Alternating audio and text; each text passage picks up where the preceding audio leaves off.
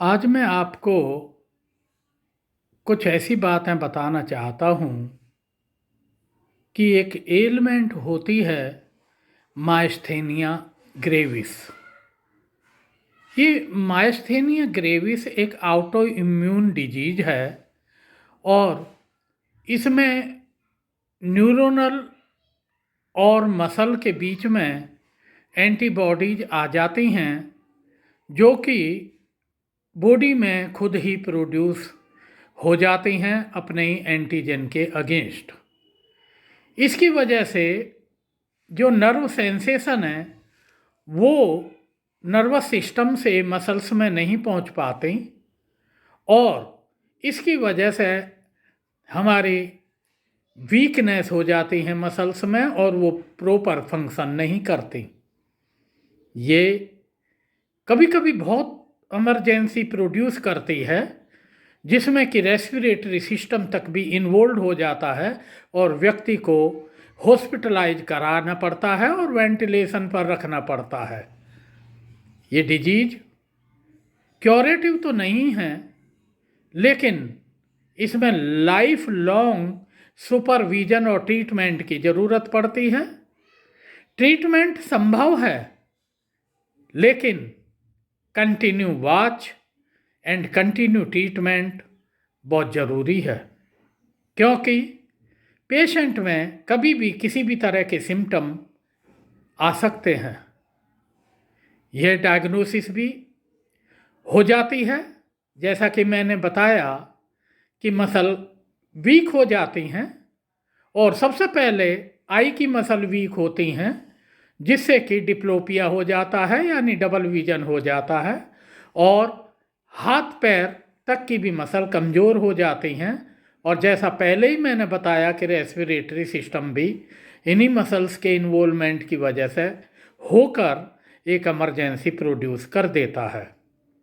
Emergency में treatment available है क्योंकि एसिटिलीन होता है। एसिटिलीन यानी एसिटिलिक एसिड यानी कि ये एक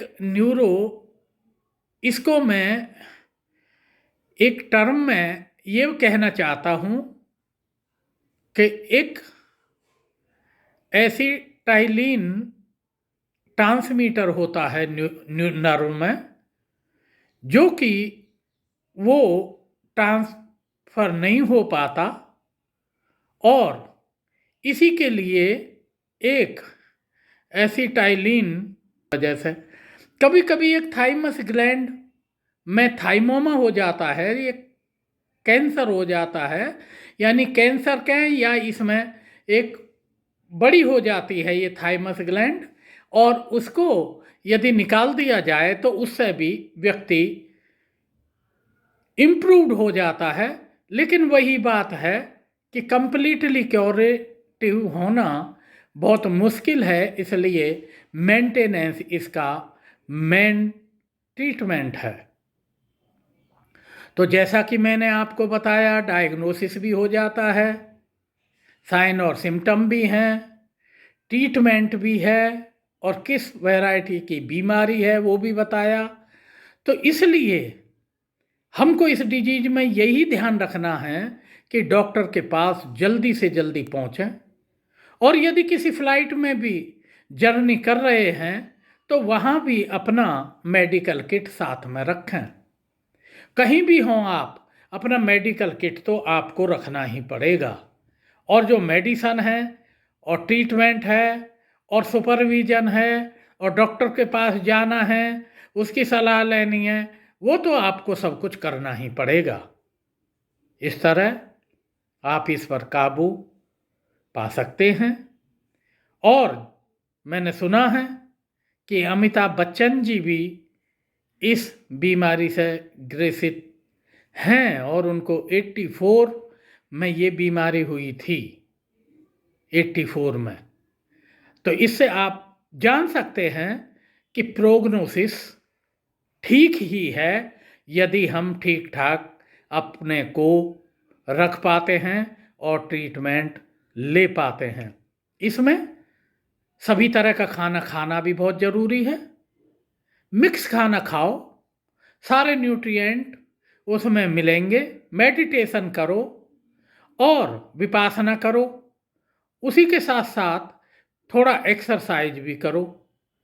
यानी कि एक्यूट स्टेज में नहीं, लेकिन after acute stage then you can do all these things। घबराने की कोई बात नहीं है। कभी कभी इसमें कुछ साइकोलॉजिकल सिम्टम भी, एपिलेप्सी भी और भी कुछ बीमारियां हो जाती हैं नर्वस सिस्टम की भी, लेकिन घबराना ज़रूरी नहीं है। ट्रीटमेंट लेना ज़रूरी है। थोड़ी थोड़ी एक्सरसाइज करना ज़रूरी है।